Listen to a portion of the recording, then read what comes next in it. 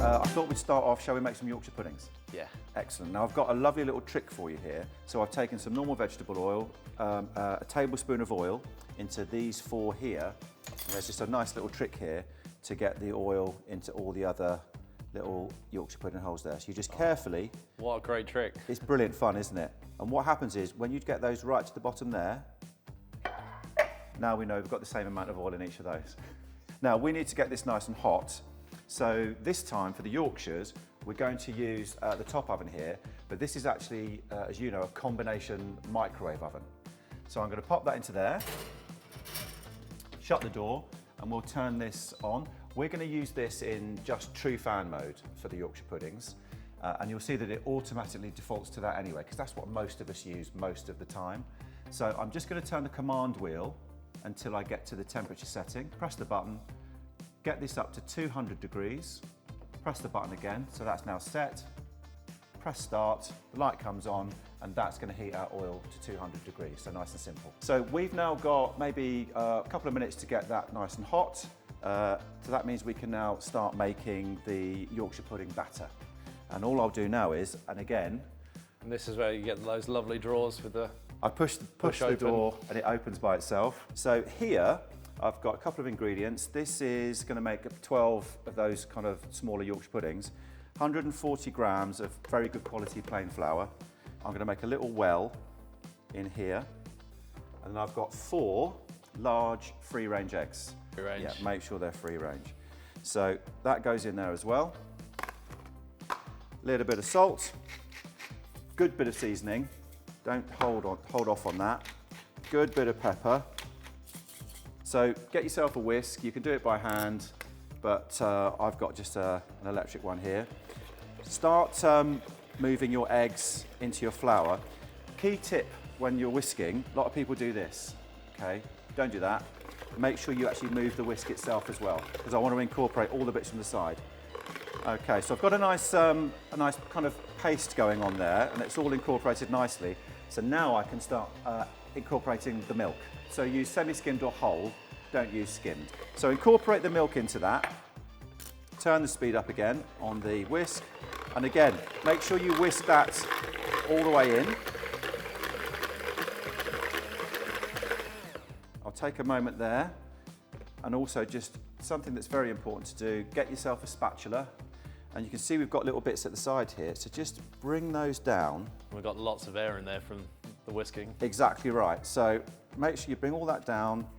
Nothing wrong with buying a packet mix if you want to, but when it's that easy, why would you? Let's just make it from scratch. Yeah, exactly. And in my opinion, it does taste a lot better. So last little whisk there.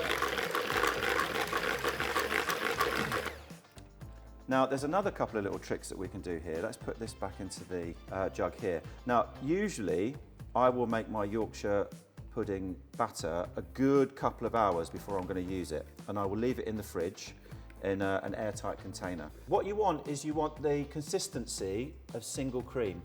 And can you see that that is exactly right there? That lovely kind of single cream consistency.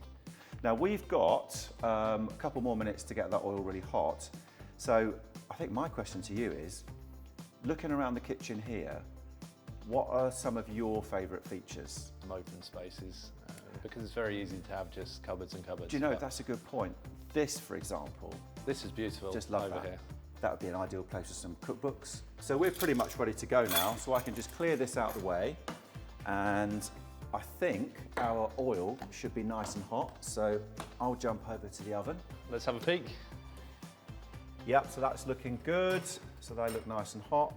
So nice and safely bring that over. It's nice that it's at that higher position there, that it's been set above. It's fantastic, height, especially when working with oil. Now, when you put the batter in here, which is rested now, you're looking for a little sizzle.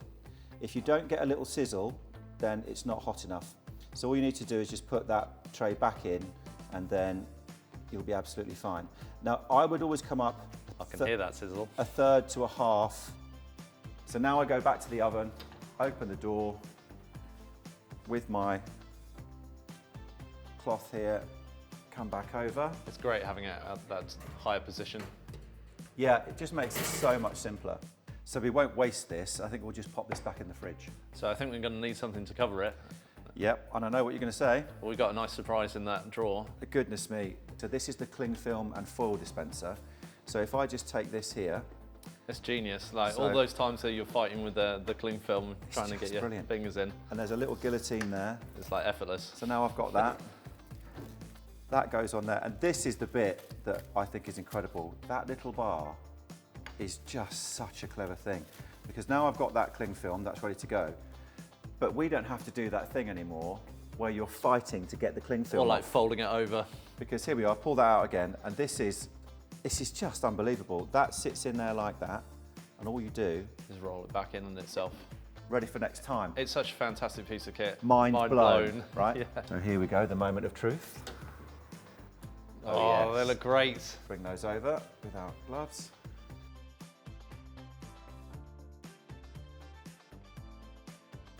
And again, look at that, trivet, perfect. I love that. The only thing left to do, of course, Chris, is have a taste. Okay, you go first, pick any one you want. You've got that crisp outside and you've got that lovely kind of chewy batter on the inside. So let's have a look at this one. So I'll just... I hear a nice crisp on them as well.